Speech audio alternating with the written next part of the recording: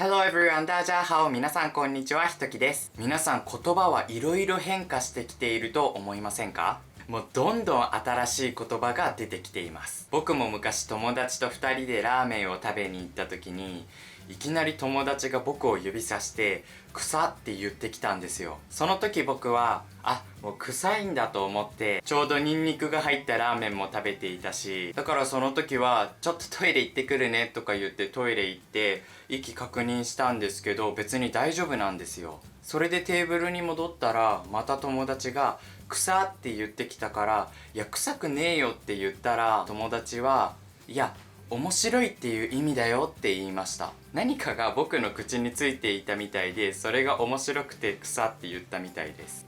なん俺トイレでミンティア食べてたからね。しかもいつも1個なのに2個だよ。そういう風に知らないと全然意味がわからない言葉ってたくさんあるんですよ。でもこういう新しい言葉って Twitter とかソーシャルメディアで使われるから、意味がわからないと全然何言ってるかわかんないんですよ。しかも新しい言葉は日本語が得意な人でも知らないことが多いから、例えばみんなで集まってる時に草って言ってみてください。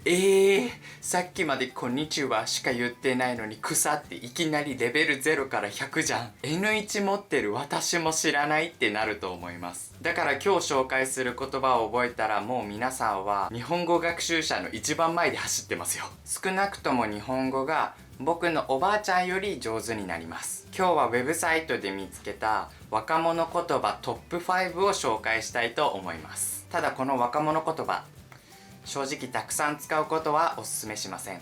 見る意味ないじゃん。ちょっと待って、そんなことはないです。少し使うだけだったら大丈夫です。面白くなったり可愛くなったり、ちょっとネイティブみたいだなってなるんですけど、たくさん使うとバカになります。もともと若い人でも、特にパーティーピーポーな人が使うので、女子高生も使うんですけど、ちょっとたくさん使うとバカっぽく聞こえます。でも知っていると Twitter とか見た時にわかるってなるので、ぜひ覚えてください。第1位、はにゃ？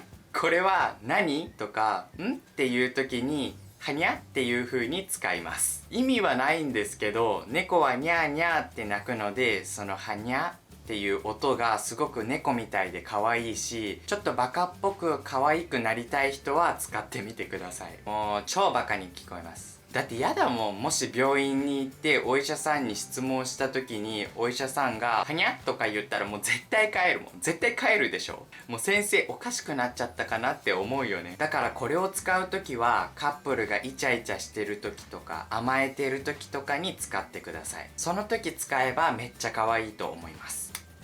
第2位は汗汗。新しいオノマトペができました。よく仕事でミスをしちゃった時とか、友達との約束忘れちゃった時って、なんか変な嫌な汗をかきませんか？だから汗汗はちょっと申し訳ないとかどうしようっていう時に汗汗と使います。なんか宿題忘れちゃった汗汗みたいな感じで使ってると思います。多くはテキストで使うんですけど、言っている人もいます。でも絶対会社で使わないでね。仕事遅れちゃいました。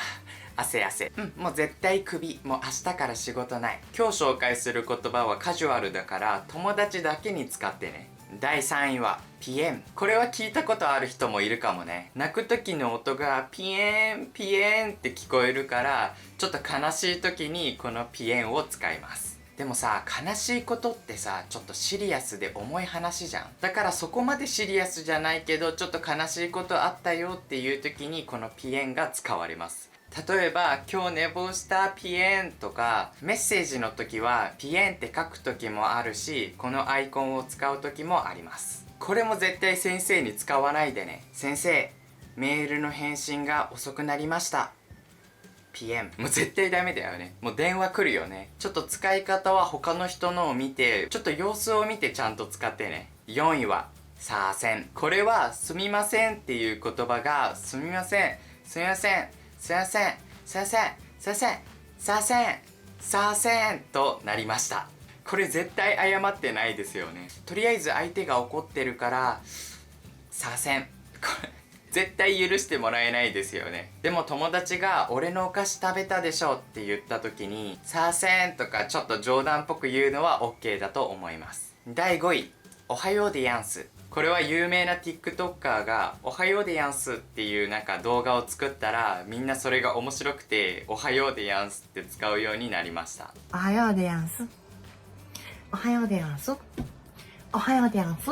意味は特にないんですけど、リズムとその言葉がちょっと面白いから使ってます。これすごいのはいろいろな形で使えて、美味しいでやんすとかありがとうでやんすとか、まあ意味は全然ないんだけど、友達に言ったら絶対笑ってくれると思うから言ってみてください。